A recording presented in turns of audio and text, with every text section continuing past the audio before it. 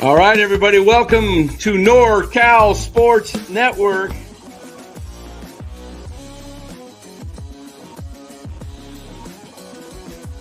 And this is the same hat that Brock Purdy's dad wears. Chat loves it when Marty Lurie comes on. Anytime you lose a game this time of year, when you can't go backwards, it's a problem.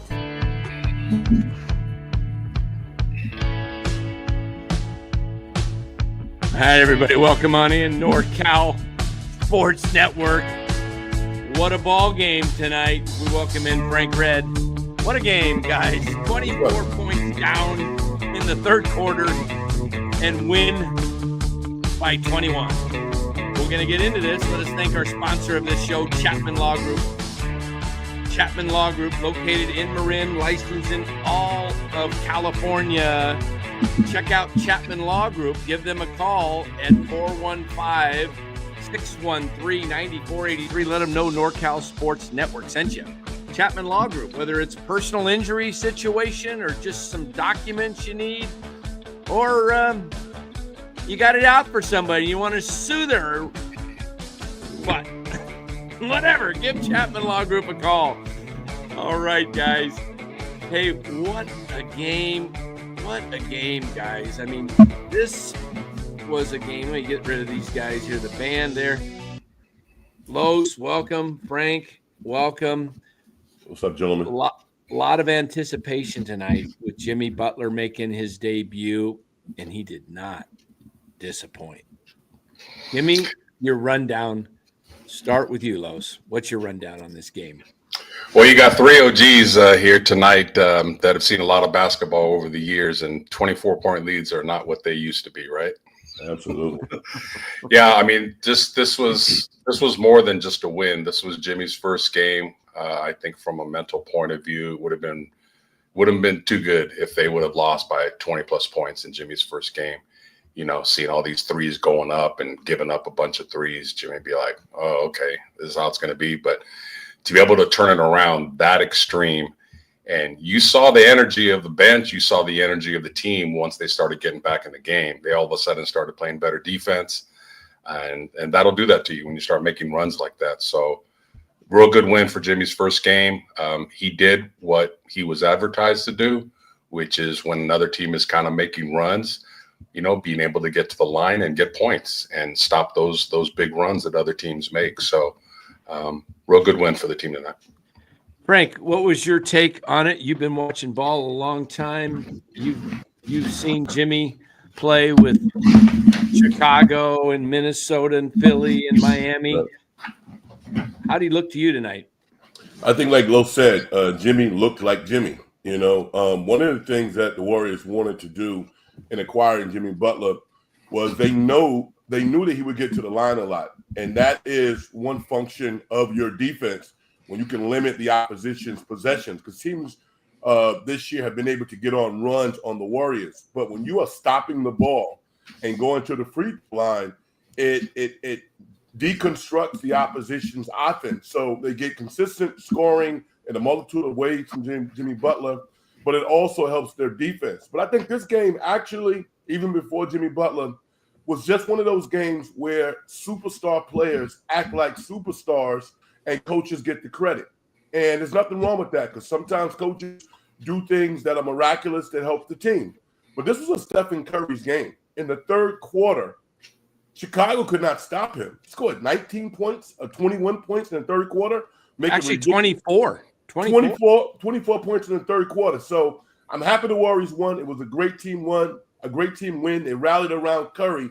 But this was one of those Curry performances that at the end of the year we might look at and say, you know what? This was a seminal game in their ascension. Look at this right here. Free throws. 11 of 13. I can't highlight it, but I can. Maybe I can. There I can. Oh, there it is. 11 of 13. Like you said, Frank, that is a way to slow a game down and get off of a team's run. Chicago was running the Warriors, right? What we used to call right out of the gym, you know, not the arena, but they just running right out of the gym. And the Warriors just kept hoisting threes and threes and threes. And then finally They got in the third quarter quickly. They got the Bulls into foul trouble. They were in the bonus with 6 minutes to go in the third quarter. And it was just nice to see. I think that is because of Jimmy. The team realized, like you said it, Frank, they're gonna watch, just keep hoisting threes and watching this team go down. He got hot at the end of the game. Quinten Post, he was 4 for 7. And when he's hitting his shots, I like seeing him out there. But when he's not hitting his shots, I'm not a big fan of his on the court. I don't know. What do you feel, Frank? You're a big man. Yeah, I totally agree. I didn't want to come in and pour any gasoline on, the overall game. And Quinten Post, standing in the corner, made 4 out of 7 shots. But I think this was a game in which early on, when the game was in the trenches, he was getting abused. And I was saying that before. But I also said that I don't care how tall you are. If you can make shots, you can contribute to a team. So the onus is on Quinten Post to continue to make shots. Because when he's not making shots, I'm wondering, why are you burying Trace Jackson-Davis? At least he can get some lobs, and if he drops the ball, then put him back on the bench. But I don't like how Kerr has really buried this guy. But give Post credit. He's making those shots, and he changes the construction of the Warriors' offense. Yeah, what's your take on Post, Los? Well, when you have a last name of Post, you better be able to score a little bit down on the block. I think he's a little I think he's a little underrated in that he's got a little jump hook to his game, and he's a big man. So in a league where Frank knows this, big men are the stretch five. I'm sorry, I still like my 5 to be able to score within 3 to 4 feet. Because at the end of the day, one of my pet peeves has always been with the Warriors the last few years, as they've been losing a little bit more than they've been winning, is when they get up and they blow leads, they keep doing what they always do, which is shooting threes. So shooting threes gets you the lead, but they're not high percentage baskets. And when you're having a team make a run at you 8-0, 12-0, 13-0, you need to be able to get to the line, and you need to be able to get easy baskets. So if Post can keep shooting the way he shoots and, give us a little bit down in the block, I'm all for it. I would like TJD to not be on the bench and play a little bit more. Be curious to kind of see what the two of them look like next to each other, but that's not what the Warriors' way is. But, yeah, I like Post. But, we've seen this before. The Warriors have guys that they have a little bit of run. Waters did it, and then Buddy Hield did it. They need consistency. They can't just be good for a week or 10 days and then all of a sudden start flaming out. So I'm hoping Post can be consistent, give us 15 to 20 minutes a game. And I know he has a little bit of slow feet, but I saw him challenge some shots at the rim too and change some trajectories. So yeah, he always could use that. He could challenge shots. He may not be, he may not be a Akeem Olajuwon blocking shots, but if he could just change those trajectories and make it a little bit harder for people to score inside, all for it.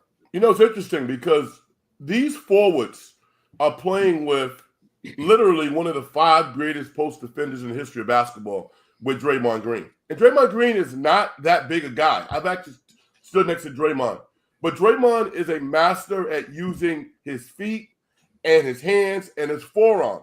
And those are things that a guy like Post, even with his narrow shoulders, if he initiates physicality with defenders to get them off balance, he could be a serviceable big to play 7 to 10 years in the league, because there's no reason to think that he's not going to continue to shoot. But the physicality of the game, if they get ready to have 3 really tough games, Houston, Dallas, and Milwaukee, and they're going to need Post's physicality more than necessarily his outside shooting. But Kerr's kind of a tinkerer. Kerr's probably already in his mind, you know what? I'm not going to play in this game. I'm going to get Trace Jackson-Davis back in. As a player, I always like to know when I'm going to play and I'm going to get an opportunity. And that's kind of not how Kerr has done things. It's taken Kerr 4 years to finally live with some of Moody's mistakes to realize that he's a better player than maybe he gave him credit for.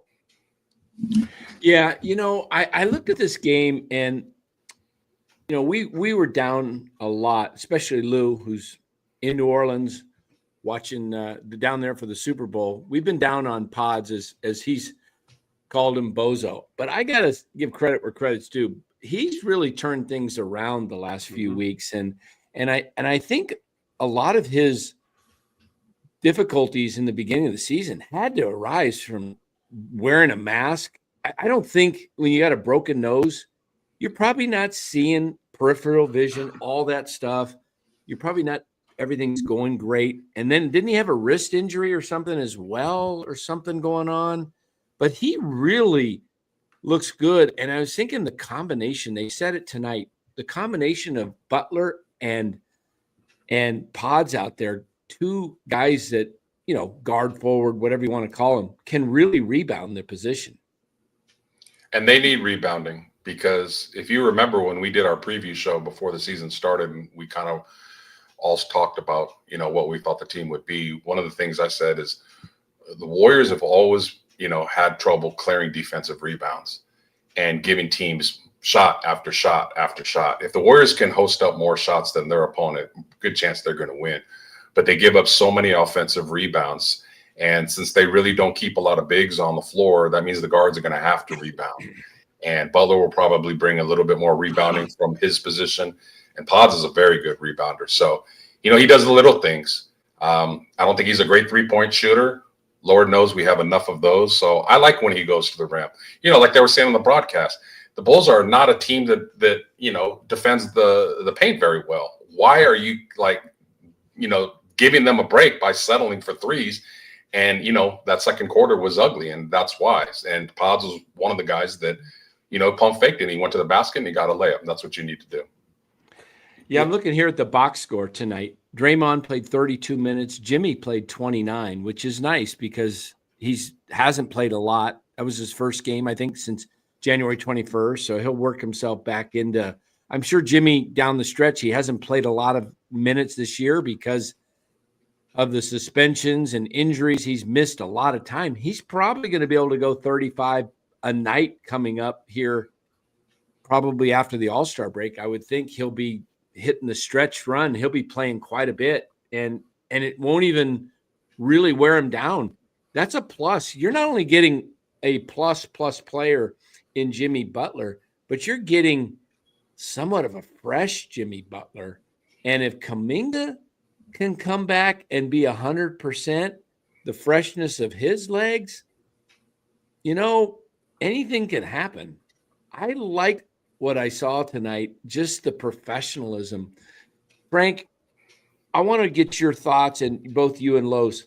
Can this team now tonight they're playing the Chicago Bulls? Okay, this wasn't the Celtics or the OKC Thunder, or the Cleveland Cavaliers. But can this team, with the infusion of Butler, can they make a deep run in the playoffs? I think they can win a playoff series. I would have to see them as a playoff unit, because I think there are some buyout market opportunities. People are talking about Olynyk. Marcus Smart is somebody who might get bought out by Memphis. The other kid from Boykins, or what can you think of his name, who played Virginia? What's his name? The guard who played for the Celtics, and I can't think of his name now. I like smart players. You know what I'm saying? And with Jimmy Butler, he's another high IQ player.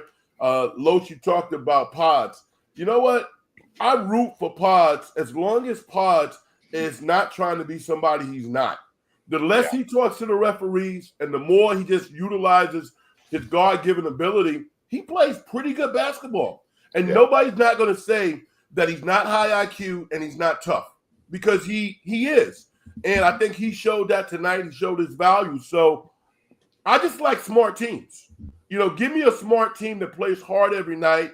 And in a 7-game series, they can beat anybody, particularly when you have a guy like Stephen Curry, who you don't know what his ceiling is. His ceiling might be 24 points in a quarter.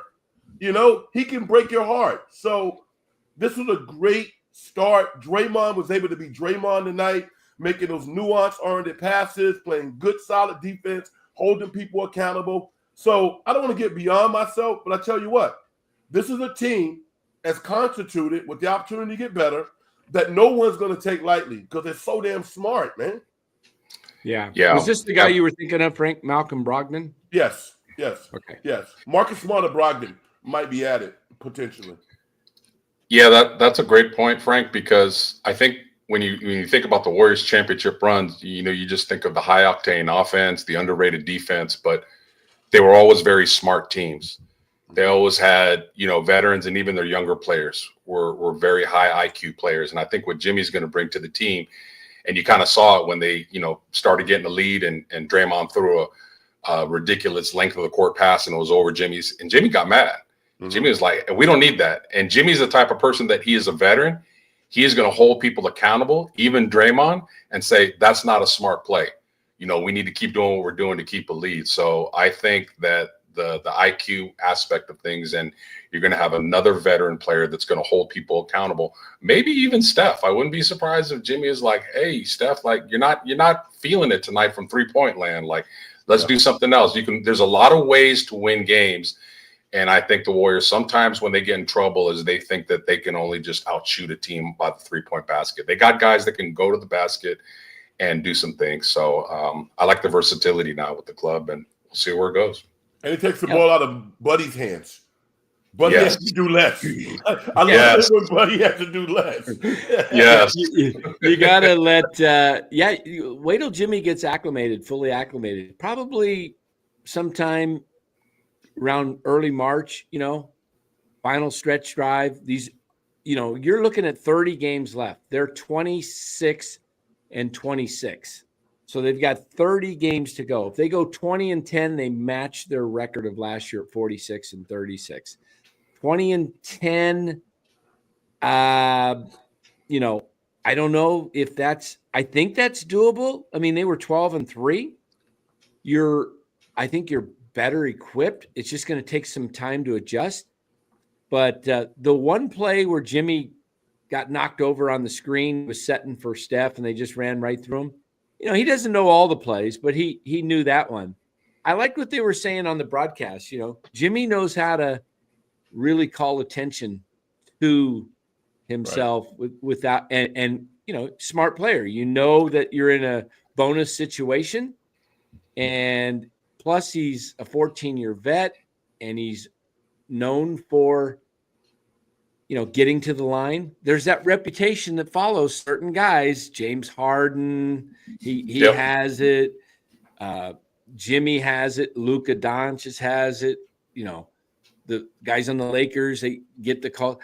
There's certain guys that get it and certain guys don't. For some reason, Steph doesn't get it. I don't understand it, but with Jimmy getting to the free throw line 10 plus a night, that is going to be huge for the Warriors because it's free points with the clock stopped, especially when you're down. Yeah. And I remember Jimmy a lot in the playoffs, especially with Miami, the finals runs. I mean, he got that team a few years ago. They were the 8th seed, I believe, and they got all the way to the finals, and they were nowhere near the talent. There was no superstar on that team. There was Jimmy, and he carried them. So now you got Steph, and then you got Draymond's leadership. I like the idea of it. And I also like, Frank, I want to get your thoughts on this. Jimmy's had this reputation wherever he goes. It starts out great, and then it doesn't end so well. 2 years, is that just about right or a little too long? What's your thoughts? Follow the money, man. I mean, these guys are professional basketball players, and when the money is right, then they right. And Jimmy got a 2-year deal for $111 million. I'm sure he can't shake Joe Lacob's hand enough. So, players will push boundaries to the extent that you let them. I think Jimmy Butler's going to realize that the Warriors is probably the most professional organization that he's ever played with. And I think he's going to take ownership of many of the covenants that this organization represents. So I don't have a problem with Jimmy Butler because he's a winner and he wants to win. And that's really what it's all about. And the Warriors are draped with winners. So this is about basketball and professionalism and guys collectively getting out there and playing the game that they love. So his conduct is not a problem for me because the Warriors did what most teams would not do. Phoenix would have done. They paid this guy $111 million at the age of 35. Mm-mm. And he wasn't one of their guys. Are you kidding me? Yeah. Yes. As long as they win, it'll be a good 2 years. But yeah, to Frank's point, they start losing. Yeah, kick that back to about 6 months before he starts making trouble. But I think one underrated thing about Jimmy is his effect on Kuminga. Like, think about it. Like, Kuminga is the one guy on the team that is just so super athletic and go to the basket. But he doesn't really have anybody else on the roster until now that knows how to draw fouls. Yeah. If Jimmy can work with him to just sell it. This is today's NBA where, you just throw your little head back or something like that and sell it to the ref when you get a little bit of contact going to the basket. If Jimmy could teach Kuminga that, then you have him shooting 4 to 5 more free throws a game. And when you have two guys on the floor that can get to the line, then we can avoid those, again, 14, 15-0 runs that other teams always seem to be hitting us with late in games to lose. I'm just happy the Warriors. Go ahead, Frank. I'm just happy that the Warriors tonight was Exhibit A.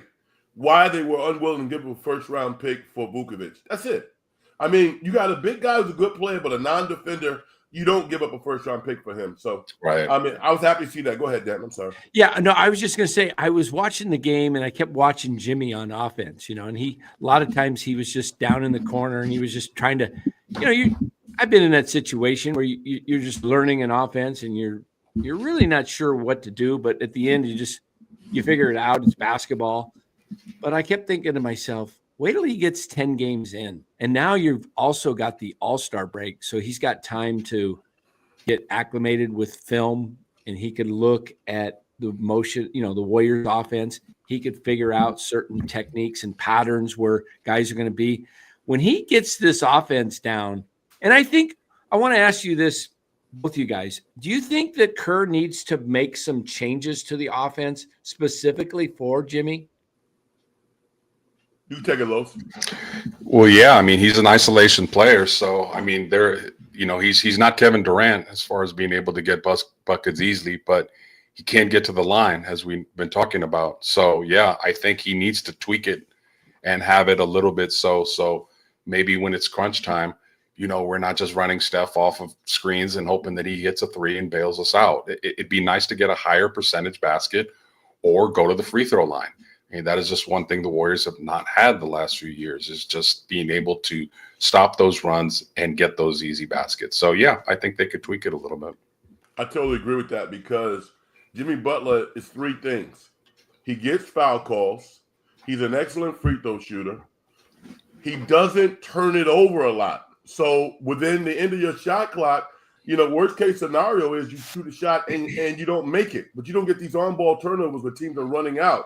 So, again, he helps your offense. He helps your defense because he gives your players an opportunity to take a breath.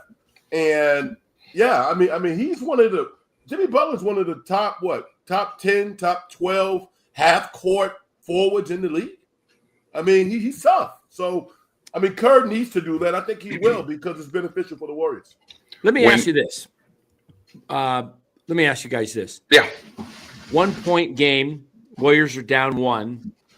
It's a big game. Playoffs. 8 seconds left. Warriors ball. Is Kerr designing a play to go to Butler to get the hoop? Or is he going to give it to Steph? Or is there going to be an option of Jimmy to take it down low and then if he's double teamed, kick it out to Steph wide open? What's your take on that? Steph's his guy. He's been his guy for a long time. He's always going to be number one option. You're down 1. But, yeah, he's always going to be the number one option. But, I think Kerr is smart enough to understand that, take what the defense gives you. If they're doubling Steph on the last, side out, then you got to go somewhere else. Kuminga may be that guy when he starts getting a little bit better going to the basket and, again, drawing fouls. Hell, I love it. Always works. I mean, I don't think they've ever won a game last second shot, but Draymond at the foul line faking the handoff and going in for an uncontested layup or dunk, Like that almost works every single time. They've never used it to try to win a game, but yeah, they have more flexibility now for sure. But Steph, in my opinion, will still be number one option. I like what deloading says here. Run a pick and roll with Steph and Jimmy. Yeah.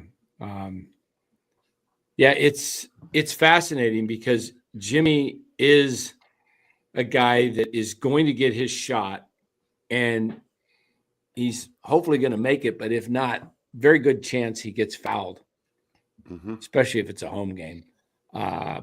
But this is a really good option that the Warriors have not had since KD really left. I mean, Clay was, before he got hurt, he was great. You know, he could post up a guy, but he was more likely to shoot a three.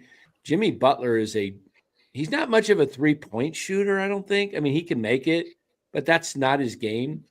Right. It's driving or backing in. I mean, that one shot he made tonight where he got fouled and he just kind of threw it in and he kind of looked over and he looked at the bench and he was like, I mean, that was a thing of beauty. I think this gives them such a different option. And when Kuminga gets out there, you're going to have to – somebody's going to be able – Kuminga might just be able to really drive to the hoop and have a wide open lane. Think about this, guys. Like Steph and Draymond have been running pick and roll for forever. They know each other like, the back of each other's hands for sure. But if you substitute Jimmy or Kuminga instead of Draymond, you have one guy that can finish above the rim and you have the other guy that's going to the basket and drawing fouls. So I would like to see more pick and rolls, like the last person that just put that up, with Jimmy and Kuminga. I would like to see that. Yeah, deloading. I think that's a good idea. Yeah, I love it when teams lose really good players and they got to sit out for a long period of time, to the extent that the team has to readjust. And then when that player comes back, they're like a new player. So when I look at a combination of, at times in certain instances, Draymond as a facilitator with Butler and Kuminga out there, you have Curry. And then, again, Buddy Hield is not horrible when he's making shots. It's when he starts to go into buddy ball, then he can't contribute. And you got Moody. So, man, I mean, this team is interesting because that they are one of the teams that can run offense. A lot of teams can't run offense. The Bulls tonight, I felt bad watching my boy, but when they got down to the Warriors, they couldn't run offense. It was like Kobe White first half was doing his thing, but when they needed to run some continuity, they didn't know how to do it because everything was predicated on them making shots. There were no cuts. There were no easy baskets. And that's where the Warriors really have a system that is unique and different in the NBA. Also, Mark Williams not being not passive, that's going to help the Warriors tremendously. Yes, that hurts the Lakers big time. Helps them big time. Hurts them. Really does. Oh yeah, that was the best news tonight, I think. As huge. Warriors he's an underrated big. Mm-hmm. But going back to Frank's point about high IQ on the team, with Jimmy here now and Kuminga coming back, I think a guy that's going to kind of lose minutes altogether is Pat Spencer. And he's kind of he's a guy that I kind of like. Like he just knows what to do with the ball and make the right play. He's a smart, high IQ player. Good playmaker. He's a good point guard. He makes the right play. He's thicker than you think, so he can do a lot of and ones when he goes to the basket. He's just not going to get much time now in this rotation. I could be wrong, but I like him, and I would like to see him a little bit more. Well, I play lacrosse. I play lacrosse as a 13-year-old.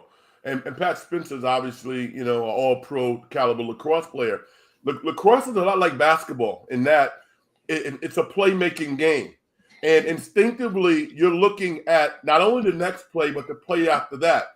And Pat Spencer, a guy who did not literally play college basketball for 1 year, has ascended to the point where he's not like some little little G League hero guy out there. No, he can play basketball. I would agree with you, Los. He's probably going to lose time.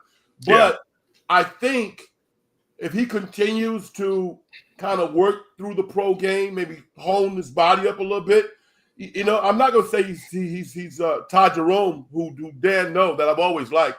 But I think he could have a decent 5-year run in this league. If not with the Warriors, but with somebody else. I mean, because he knows the game. He's a high IQ guy. He can shoot. He can do all the stuff he needs to do. All right, question for both you guys. Yeah. We got 5 minutes to go. It's a clutch game. Another clutch game for the Warriors. We're winding the season down. Pass it to Frank. Who's the closing? Who's the closing five? Ooh. I got to think about that one, Frank. What do you think? I think it depends upon the matchups, but it's going to be Steph.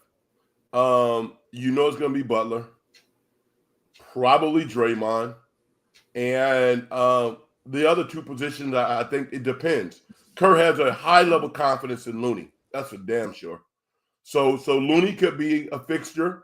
Quinten Post could be a fixture with his 3-point shooting, depending upon how he's playing. And Pods or either Moody, GP2 if they need a defensive guy out there. So there's about 8 or 9. Kuminga is an option. So they got about literally like 9 or 10 guys that Kirk can go to outside of the 3 that I named. I would agree. Those 3 are going to be mainstays, and the other 2 are just going to be rotational based upon matchups. But I was watching Moody real closely tonight. For an athletic guy, he gets beat off the dribble a lot. Yeah, and he needs to get better at that because, he is not an older player. He's a younger athletic player. And I don't know if you can, say, well, he doesn't play consistent minutes. I mean, defense is about effort and it's about moving your feet. That's fundamental. So I would like to see him get better. And he needs to get better. If he's going to be on the floor and playing minutes, he can't be letting people go by him every single time the way I saw tonight. I totally agree with you. At the same time, I don't give the Warriors coaches any credit for Draymond Green's defensive prowess. I give it all to Izzo, his staff at Michigan State, and his uncles and his cousins, the guys who taught him how to play basketball. When I look at Moody from the point of attack, I see things that he doesn't do well. For example, his base is not bad, but because he's not like the highest IQ player, he tends to react to the offensive player. He doesn't give himself an advantage. His left hand should be extended beyond his shoulders, and that will parallel his body, straighten him up. So when he moves his feet laterally and they're already wide, he has an advantage when the guy wants to drive by him. And with your hand being up, that means you can't reach for the ball. You can't foul people.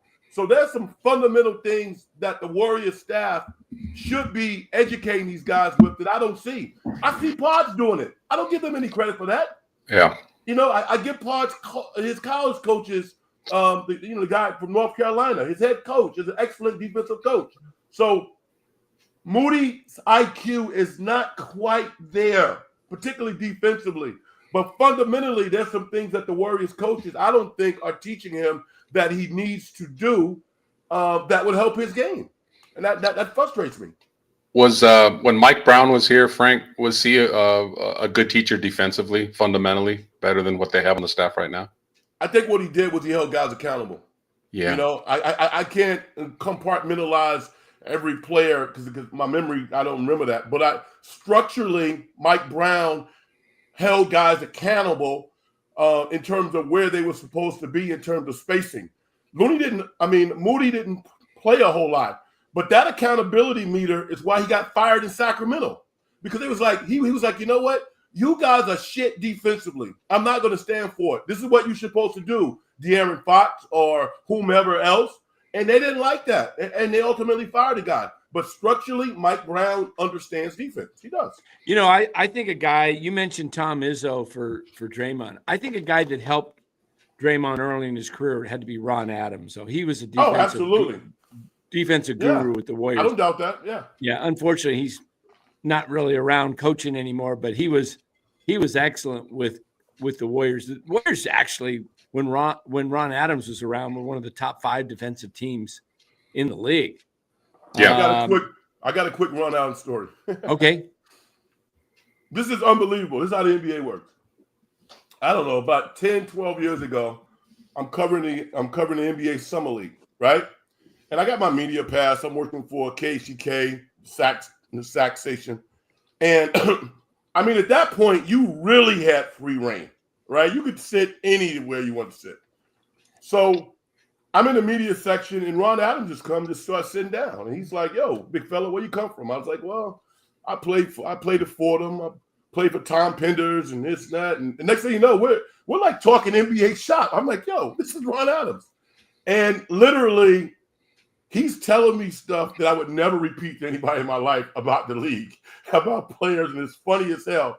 And I guess maybe I come off as somebody who is trustworthy, and I had a good reputation in the industry, and I never told anybody.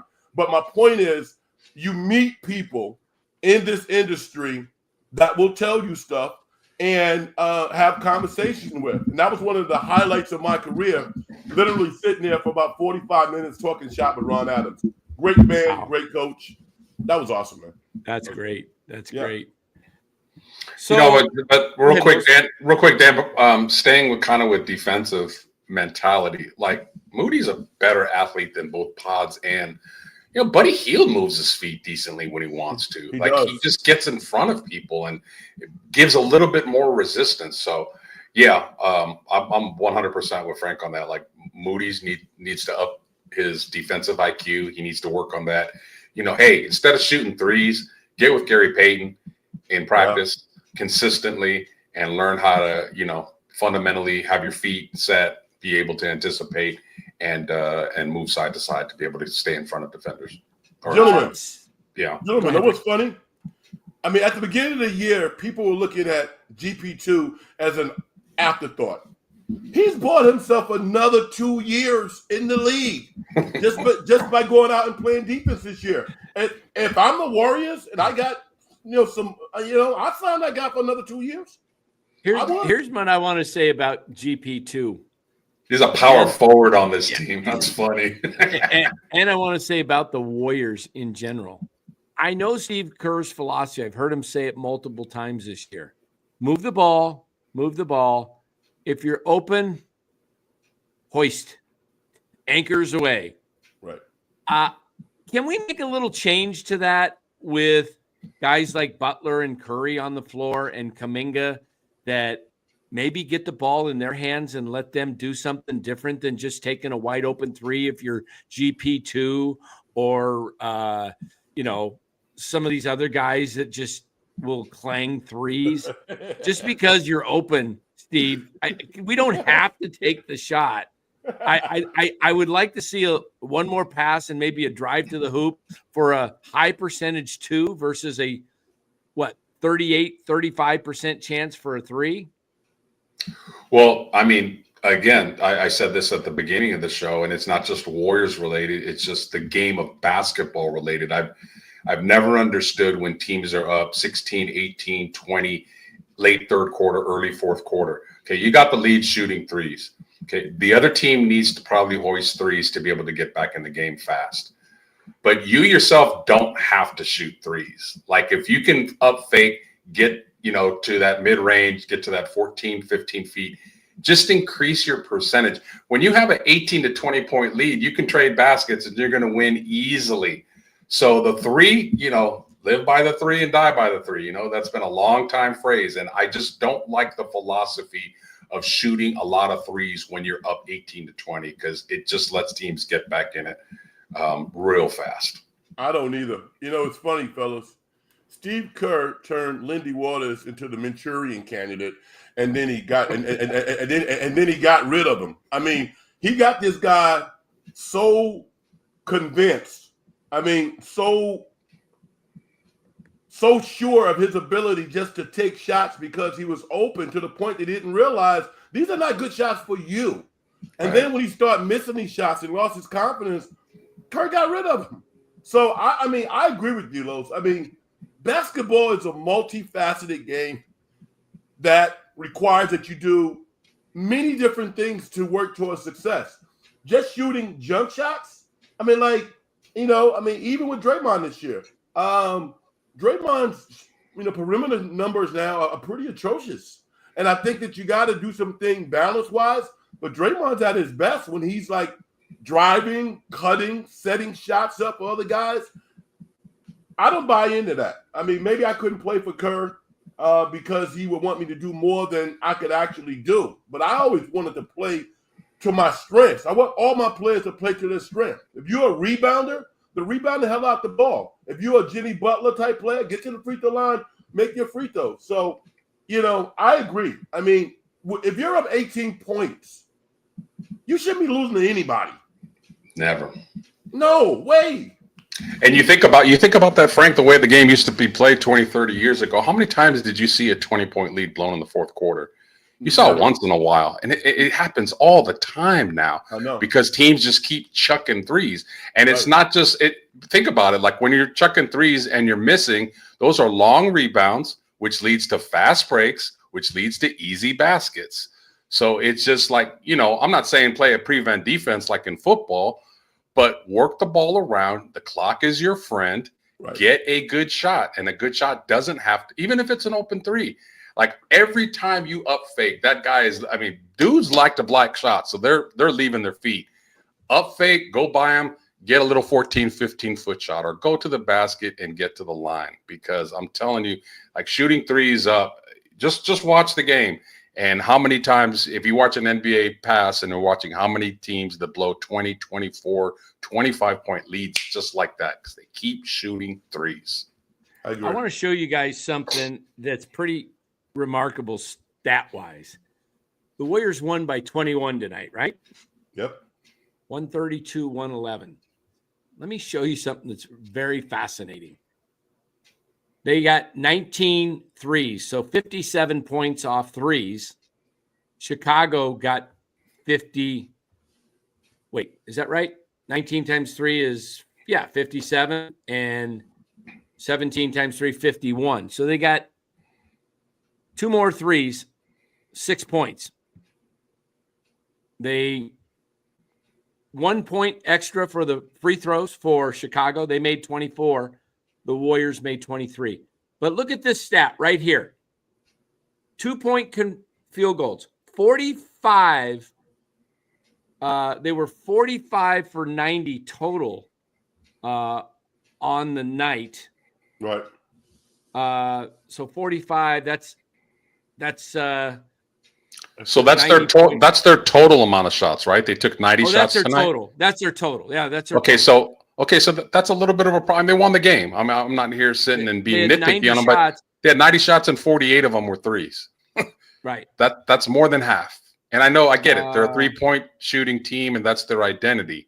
But it doesn't have to be. Again, like I said, when they have leads, it's just smarter, high IQ basketball, like we've been talking. But it was 10 more. They had 10 more shots made total. So they were only 2 plus on the 3-point line. So they made 8 more field goals. That's 16 points plus the 6 on the 3. That's 22. And then the 1 free throw minus is 21. There's your game. They won the game with their 2-point shooting. What was the rebounding difference, Dan? The Warriors out-rebounded them 44-31. There you go. And that's again what I was talking about, is being able to clear those defensive rebounds and limit how many chances the opposition gets. Because good Lord, is it me, or when the Warriors give up threes, like, does everybody make threes against the Warriors? They're so wide open. For a team that has so many wings, we give up a lot of open threes, man. Yeah, but 16 more points. They basically got, whether that was, from inside the 3-point line. I think a lot of those were inside the paint. There was a lot of going down low. There wasn't, those were layups, some floaters, some putbacks, some alley-oops, some layups, fast break. I mean, you don't see, it's kind of funny.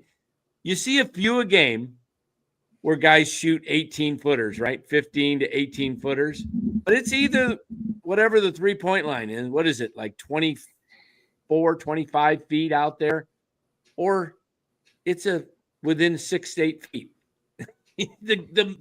the middle game is gone. I mean, the guy, my favorite post-up guy in the Warriors championship era, Sean Livingston. The guy lived off of that just pull back post, fade away, just straight up and over. 6'7", could just jump, and he had a very high release point. Mm-hmm.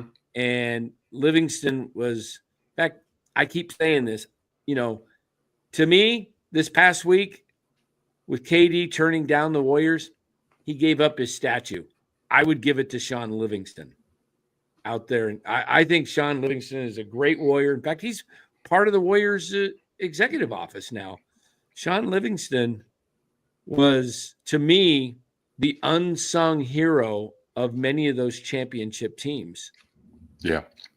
You asked earlier about a deep playoff run. And I just think, when they go up against teams like the Bulls and don't have much of an inside presence, aren't a good rebounding team, Warriors should beat those teams. Mm-hmm. But when they go up against Dallas, or if they go up against Cleveland, they go up against these bigger teams, they're going to lose the rebound battle. And the only way the Warriors can win is to outshoot them.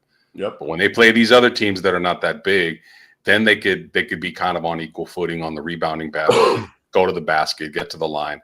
But these bigger teams are just going to wear them down in the 7-game series. It's going to be really tough to beat. I think Dallas is maybe the best team in if AD stays healthy, because man, they got some size on them. I put money on Dallas when they made that trade. Lowe's, like when you're on NorCal, and like even before you and I did a show together, but I would watch you and I listen to your takes. You clearly know basketball, and you have your own independent thoughts, right? So I know basketball. I do. I do know the game. So like when I listen to people, people who I respect, who I grew up idolizing, and I think to myself, you know what? You don't know shit about basketball. You're just famous. You know what I'm saying? Yeah. Because when I look at the Luka Doncic, Anthony Davis trade, okay, if you're a Maverick fan and you say, you know what, you traded my Walt Frazier, I get that. I get it. But talent for talent, and you got Anthony Davis. Do you know how good this guy is? Yeah. Do you know what he does for your franchise? On both sides of the ball. On both sides of the ball. I'm like, listen, Luka Doncic is an excellent player, and he's a cash machine for the Lakers.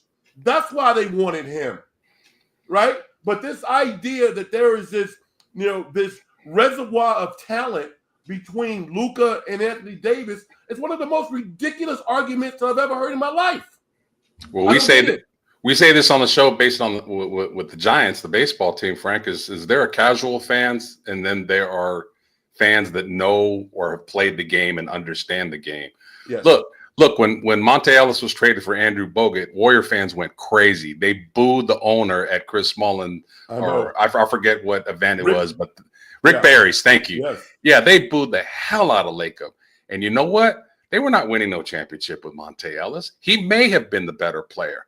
But in basketball, to have a center that could pass the ball and protect the rim like Bogut did while he was healthy was the one ingredient that the Warriors needed to put them over the top. So to me, short term, AD is going to help the Mavs, possibly win a championship before Luka is.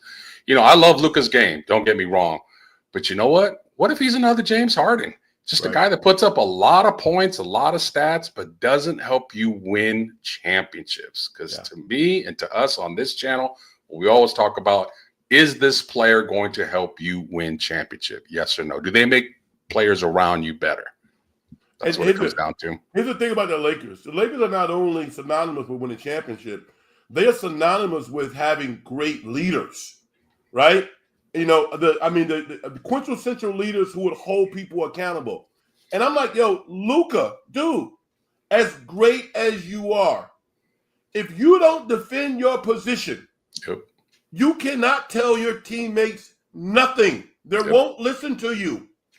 They won't. Bingo. So I don't get it, man. I don't understand it. It will be interesting to see Luka going to the Lakers and being around LeBron, who is a conditioning, Right. fanatic, that he might have. If you know the story about Charles Barkley, when Charles Barkley got to the league, he was heavy and fat, and he got by with incredible talent at Alabama, and he wasn't playing much. And he went to Moses Malone and said, "How come I'm not playing?" And Moses told him, "Because you're fat and lazy." And Moses. Hey, Moses, hey, you know what? There was no sensitivity back then, and I miss those days when Right. you could tell it like it is and hold people accountable. Right. Moses told him straight up, "You're fat and lazy," and he got him into shape. And Charles is a Hall of Famer because of that. So, Right. hey, if Luka decides to get in shape because of LeBron, then Yeah. we might be talking about something. But No question. yeah, I love AD. I love what he brings to the table. Both See sides. that bet right there, guys? Dallas Mavericks futures. I got Plus them. 3,500. Ooh, that's good. Yeah. That's good pricing. And then they went up to 4,500. I put more on them. Wow. Look, I've been watching basketball like you guys a long time, and I seen the playoffs. I'm telling you, Anthony Davis, you see what he did today before he went out with a little bit of an injury? The guy 26 was, and 16. yeah, he was in basically the first half. He was dominant. He got a little bit of an injury. He says it's nothing serious. Good thing the All-Star break's coming up. But I think Dallas with Kyrie Irving running the offense and KD, oh my goodness, and then Clay will be just wide open.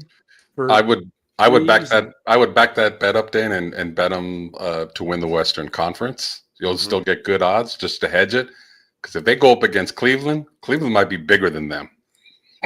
I like Cleveland maybe coming out of the East over Boston. I don't know. It's good. That's an interesting matchup. But yeah, show them. Ryan says, show them my bet at 10,000. That's my bet, Ryan. I let you in on it. How much could you win? Yeah, Dan. How much could you win?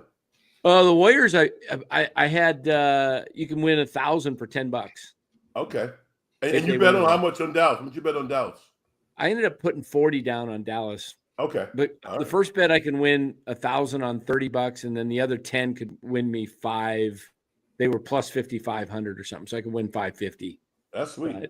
But, Frank, by the way, I appreciate the kind words, man. I played a little ball, so I know a little something about what I'm talking about. No, I can tell, man. And it's I'm a big fan of Dan, but certainly his brother. His brother's one of the most renowned coaches in California. And I'm a student of the game. I mean, to be quite honest with you, my high school coach, Frank Morris, was a New York high school legend, friends with Jack Curran and Morgan Wooten, all of these like superstar coaches. And then I had the opportunity to play for Tom Penders, who's also a Hall of Famer. He's in the College Basketball Hall of Fame, won 657 games. So that's a ton of games. Yeah. So, it certainly isn't me. It's because I fought my coaches all the way. But because I love the game and things finally snuck in, I learned a lot. And then I became a coach. And being a coach and knowing what it feels like to have learned behavior, I had to learn how to play basketball. So it was sequential and it was systematic. So those things I know work. And it doesn't matter what level of basketball you're playing at. So I can really look at something really quickly and deduce what needs to happen. And best case scenario, I'd be on an NBA bench coaching big guys and doing some stuff. But that industry is so incestuous. It's all about who you know. And at the same time, it's about, to a certain degree, how much dog shit you're willing to eat. Because I'm not that guy. You could probably tell my personality. I'm not that guy. I like to do my own thing. And getting ahead through someone else's dime is not something that I really have ever aspired to do. If you just watch some old school basketball in the 80s and 90s, and you watch like how few 3-pointers are taken, but how the game is just more entertaining, just the flow, the fundamentals, the mid-range, the fast breaks. Fast breaks back in the day, for those of you that just started watching basketball the last 10 years and the 3-point shot, when there was 3-on-1s, you were getting a layup or a dunk. Yep. You didn't have the two wings going to the 3-point line. You Isn't know, that crazy? that drives me nuts. And when I see one of our bigs like right there at the rim and they kick it out, oh my God, that just drives me absolutely nuts. Because I love, like I said earlier in the show, I loved when big men were scoring down in the post. Hakeem Olajuwon probably is my favorite player, non-Warrior. You watch his footwork and what he could do down the post, and he was not 7'1", 7'2". He was 6'10". Mm-hmm. Lord have mercy. Love that dude. But that's old school basketball. I miss it. Yep. Wow. Well, I'm looking here at the 1984, 85, and the 85, 86 Fordham. What were you guys? The Red Lions? What was that? Rams. Rams. That's me. Rams. Yeah. That's right. Rams. Yeah. Big Frank, 6'7". Forward. Look at that. Hey, there's a guy there was a freshman on your team that year named Joe Paterno. Yes, that's my guy. How could he? Is it Joe Paterno's son? Nah, nope. He's from the Jersey Shore. Hell of a player. And my brother. I love that guy. Love him. Wow. Frank, you played on the post, so Yeah. you'll know this answer. For the few bigs that do score down low, how come the up and under isn't used more often? Because with everybody trying to block shots nowadays, that's an easy basket every single time. Because it's not taught. That's all. Because it's not taught. I mean, listen. I love that move. I played against Mark Bryan. All right. Okay. Mark Bryan played 16, 17 years in the NBA. And I'm playing against Seton Hall. And Mark Bryan and I almost got into a couple of fights because, you know, he was a little taller than I was, probably not as and comparable strength-wise. We're both, you know, we were battling. F you, dude. I don't care who you are. Hell yeah. And we're going at it, right? And it was a real physical battle. And I loved it. You know, we see each other now. I guess he's a member of, I don't know if he's in Phoenix, he's in OKC, whatever. But the guy has been a renowned big man coach in the NBA for 20 years, right? Mm-hmm. And, you know, because he was a great player? No, because of what you're talking about. He knew the nuances of basketball, the physicality. He learned from PJ Carlesimo, and he went out there and made a living for himself just doing the things that you're talking about, the up and unders, the boxing out, all of the things that you have to do to win. It's not that hard. And we're in an era now where clearly the perimeter-oriented coaches are excelling. And some of the big guys, and I am totally on board with this, but coaching in the NBA to a certain degree is kind of like a retirement plan. If you played in the league and you got a good attitude, you got some friends, then they're going to hire you. It's simple as that. Whether or not and they go, well, you know what, we'll teach you how to coach. You know, not that you are a student of the game necessarily. When you are, then you become maybe a head coach. But there's a lot of guys working in this environment because they're wonderful human beings. They paid a lot of money to the union, and they got some friends. And that's how it is. I have no problem with it. You know what's funny is when international basketball and international players started becoming more and more involved in NBA teams and players started coming over, you thought that they were going to adapt to the NBA's game, and it was the other way around. Yep. Like the NBA started adapting to the international game where bigs were shooting, you know, from perimeter and shooting threes. Yep. You know, it was weird. Like you thought they were going to adapt to our game in the U.S., and it was the other way around for some reason. Yeah. Hey, before we head out of here, I want to ask you guys a couple more questions. But Bill says, Dan will keep pouring money on the Mavs. AD will not take them to the finals. Okay. Well, we'll see. We'll see. I want to ask you guys, students, you mentioned the old scoop shot, and it brought back memories of a player that you guys, I probably remember him a little bit more because I'm probably 5 to 7 years older than both you guys, but 1977, take you back. Hmm. Do you think if he did not get injured, Bill Walton. would he be a top 10 player all time? Bill? Yeah. If he didn't have the injury history, if he just played like he did in 77 when he was healthy, I don't know if I recall much. The guy was just a dominant center. Yeah. Could rebound, could shoot, could pass. He just did everything fundamentally perfect. Gave Kareem fits. Yeah. I just he would loved his game. Yeah. And him and Mo Lucas on the block. That 77 team was fun to watch. And if you watch that game today and you compare it to today's game, you would have thought that you died, left this planet, and you were in a cocoon for 50 years and came back and watched this. What are they playing? Where's all the shooter? It was just cutting and layups, post. Well, they played for Dr. Jack. And I mean, think about it. They had Lionel Hollins, who's one of the toughest guys around. They had Bobby Gross. Mo Lucas. Twardzik was Dave Twardzik. Yeah, they had Herb Gillum. And listen, my nickname is Frank Red because of Bill Walton. Bill Walton was my favorite player. Oh, really? I did not know that. I'm glad I brought Bill up. No. Bill Walton was my favorite player as a child, as a young child. Yeah. And here's the thing. At that point in his career, you could make a stronger argument that he was the best player in the world. Yes, I was gonna. I didn't want to be too much hyperbole and say that, but I think he was. No, he was the best player. Now, if I look at as an older person now and gaining knowledge, I think his body was going to break down.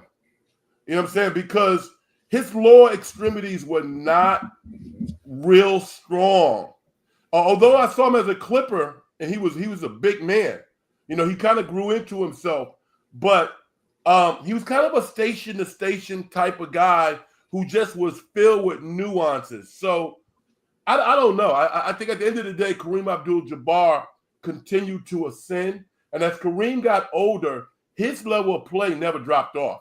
So I think ultimately Kareem would have been the guy.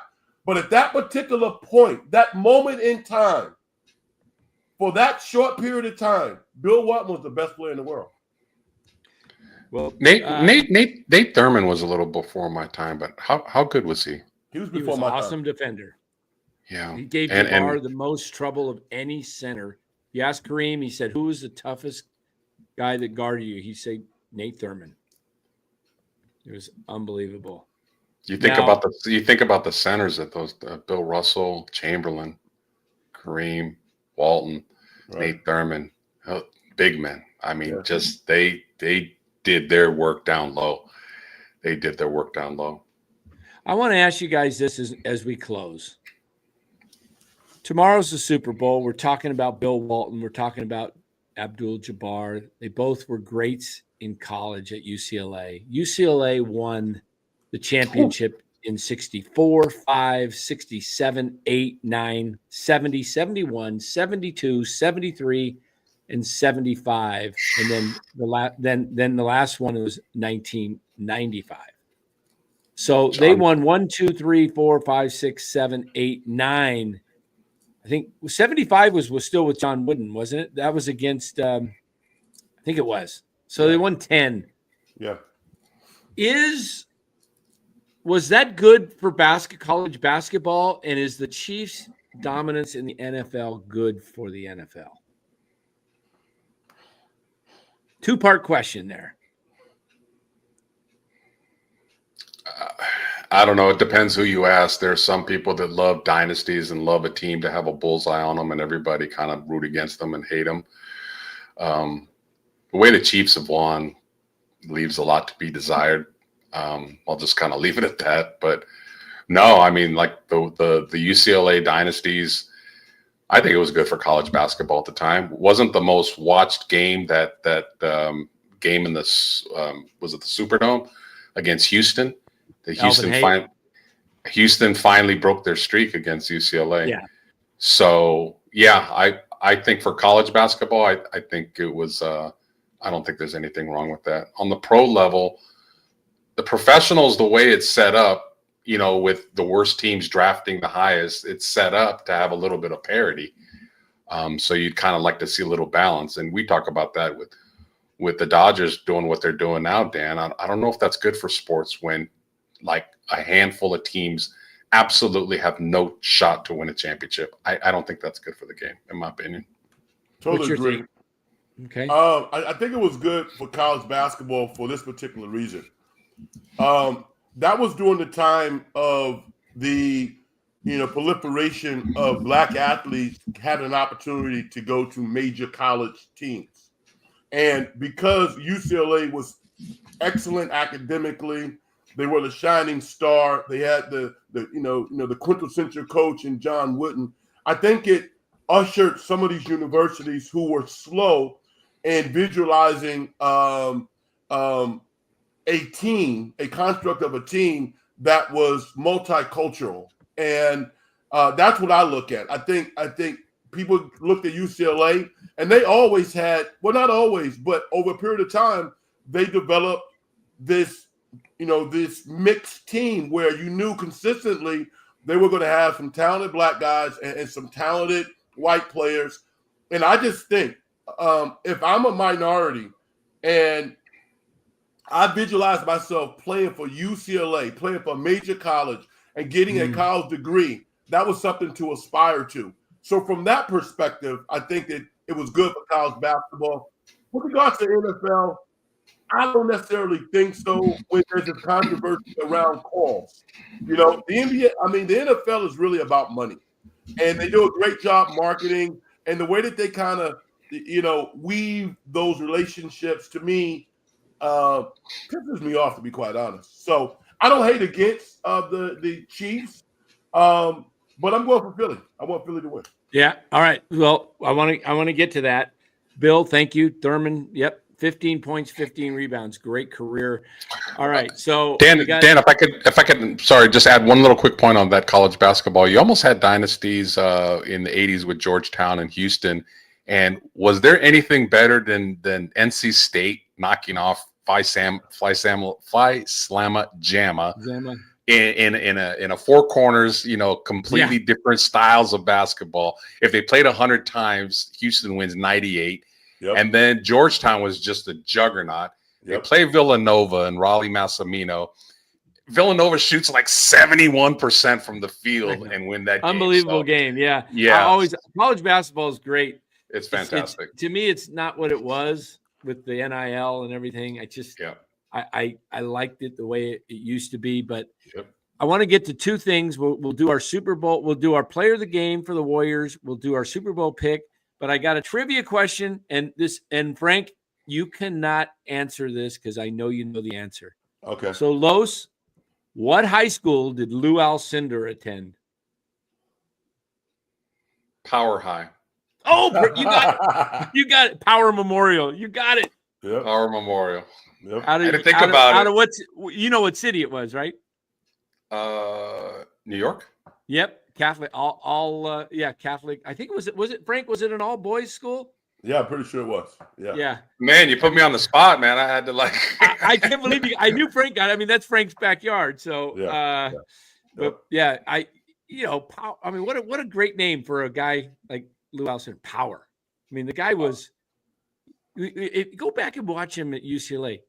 The guy, there was a rule in place that you couldn't dunk the basketball, and he would just literally. That's crazy. That is crazy. Just drop it in. Just. Yep. It's so crazy. That is crazy. But okay, Warriors, players of the game tonight. Who's your player of the game? We'll start with Frank. I'm gonna go with Pods.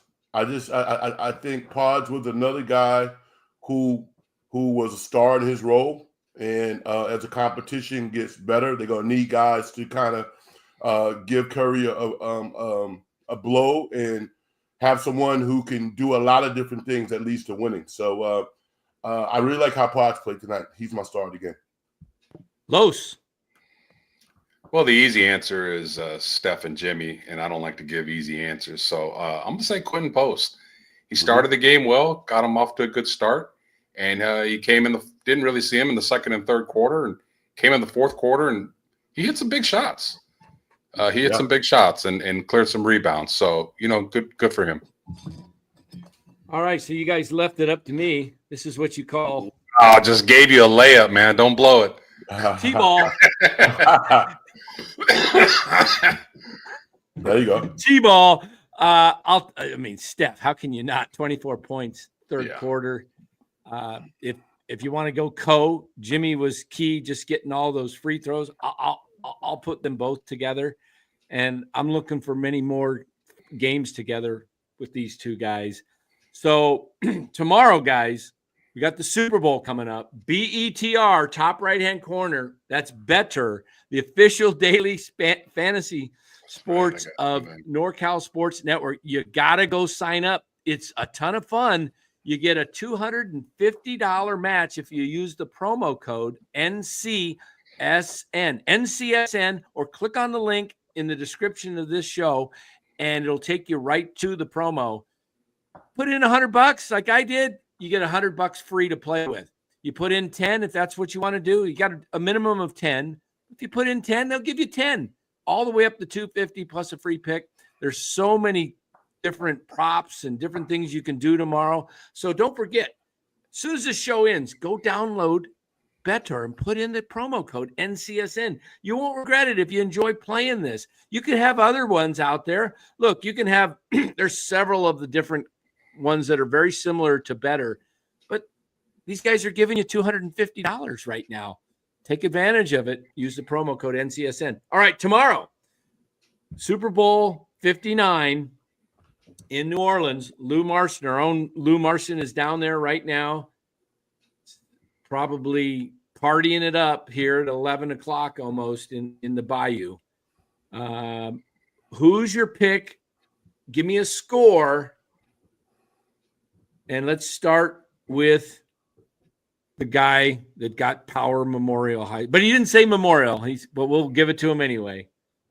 Go ahead, still get it. Ding, ding, ding, ding, ding. You had to what was that game? You had to check with the back to make sure that I got it all right. Family Feud, I think. Well, if the game is called straight and there's no stupidity, I think Philly pulls this out. I think they're going to learn from their mistakes when they played them a few years ago. I think they have some things that can work against the Chiefs, and they can be consistent and stay with the running game. So I like Philly to pull out a 30-23 game.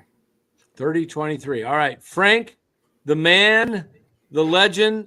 And if you haven't signed up for Frank's show, you got to go do that. It's called In the Dungeon. Go check it out. I think we have it on here somewhere. If I can find it. Did it get moved here? In the Dungeon show on YouTube. You going still on Sunday nights, Frank? Yes. Yep. Sunday nights. No spaces in between In the Dungeon. It's just like it's spelled. No spaces. No spaces though. So I need to edit that. Okay, let me edit that. I actually like how it looks. It looks aesthetically, it looks great. But there it is. But when you look for it, there's no spaces in the show. So yeah. YouTube guys, go check it out. Frank usually goes on at 9 o'clock Sunday evenings Pacific. Yeah. Yep. 9 o'clock Pacific. Is it just a basketball show, Frank? No, or anything? Everything. Everything. Cool. Would love to come on. And I do movie reviews also. So I love that. Ooh. Yeah. I like that. Yeah. So I got a good one for tomorrow. Yeah, it's all right. Very good. So tell us your Super Bowl pick tomorrow, Frank. I'm going to say 31-28 Eagles, and which would imply it's going to be a good game. That's all I want, Should be good. All right, my turn. Gosh, my heart wants the Eagles, even though I can't stand them. I just can't stand the Chiefs more. So it's a question of like, it's the toilet bowl for me, man. It's like whoever wins. I just don't want to see Travis Kelce and Taylor Swift. I'd like to see Taylor Swift maybe choke on some tears tomorrow. And I'd like to see, just for once, if somebody's going to get a penalty on Patrick Mahomes, send him 17 yards in the air off the sideline into the first row of the stands, and just like get your money's worth. I guess that was a late hit. Sorry. No, I don't want to see it. I don't want to see anybody get hurt. Believe me, I never want to see guys get hurt. I just don't like how the game is like, tiptoes through the tulips with Patrick Mahomes. Yep.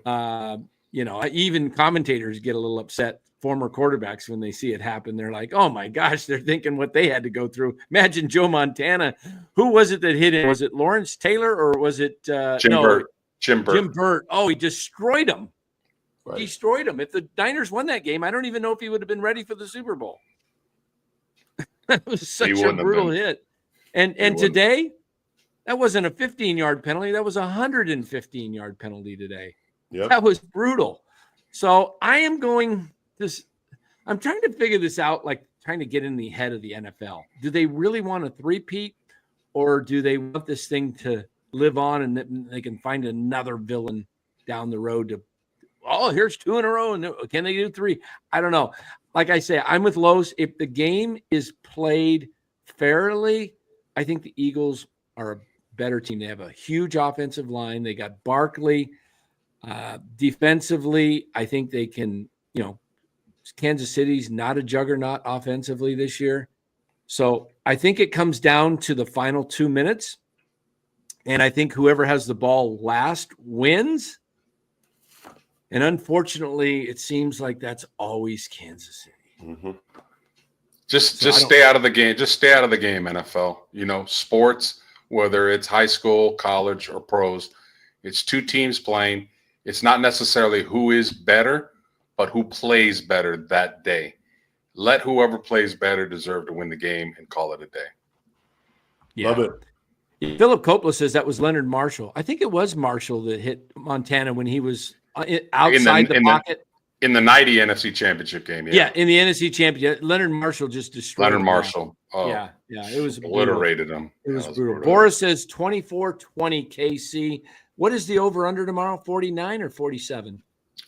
It's a little lower than that, I thought. I thought it was like 46.5. I don't know. I don't know. Maybe somebody else will know. But all right, guys. We may do a quick little preview tomorrow, or not preview, but post game on the Super Bowl. Super Bowl starts at what time tomorrow? Is it around 3:30?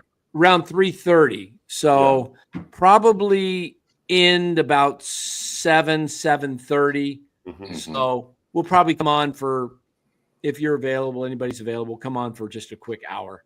But guys, thanks for watching. Warriors looked really good tonight. The first half and the first few minutes of the third, they looked pretty bad, but then all of a sudden they turned a 24-point deficit into a 21-point victory. At one point, I think they were up by 24. They completely reversed it. It's like a 48-point turnaround. Yeah. Pretty wild. You don't see that too often. So for Frank Red, check his show out Sunday nights in the Dungeon Show. Very entertaining. Frank does it one-on-one. It's just himself talking. And if you guys ever try it, it ain't easy to sit and talk for an hour by yourself, man, and run a board and talk to the chat. Frank does a great job. Check it out. Very entertaining. Talks sports, talks current events, what's happening, movie reviews. So Frank Red in the Dungeon Show. And for that, we say thank you very much, and we'll see you sometime tomorrow. All right. Take care, gentlemen. Take care, Frank. Bye-bye.